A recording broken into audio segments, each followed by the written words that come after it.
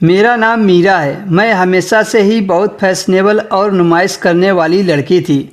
मुझे अपनी खूबसूरती पर नाज था और मुझे लगता था कि मैं अपने तन और अपने हुस्न की नुमाइश करके किसी भी मर्द का दिल मोह सकती हूँ।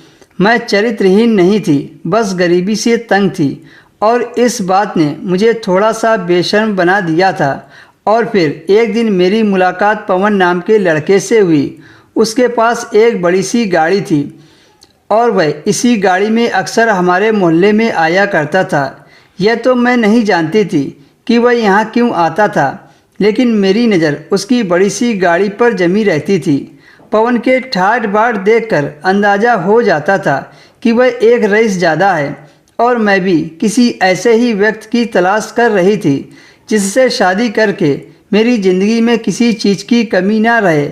मैंने अपनी खूबसूरती को अपने फैशन से और ज़्यादा जाहिर किया और टाइट कपड़े पहनकर पवन के सामने से गुजरने लगी। मुझे यकीन था कि पवन की निगाहें मुझ पर ज़रूर ठहरेंगी और ऐसा ही हुआ। मेरा लंबा कद, लंबे खुले बाल और ढालदार शरीर जिसे देखकर पवन पिघल गया और उसे मेरे करीब होने में ज़्यादा वक्त न लगा। मैं अपने मकसद में पूरी तरह कामयाब हो रही थी। इस बात की मुझे बहुत बड़ी खुशी थी। मेरा पवन के साथ मिलना जुलना बढ़ा तो वह मुझे एक से एक जगह लेकर जाने लगा। कभी शॉपिंग कराता तो कभी घुमाने ले जाता था।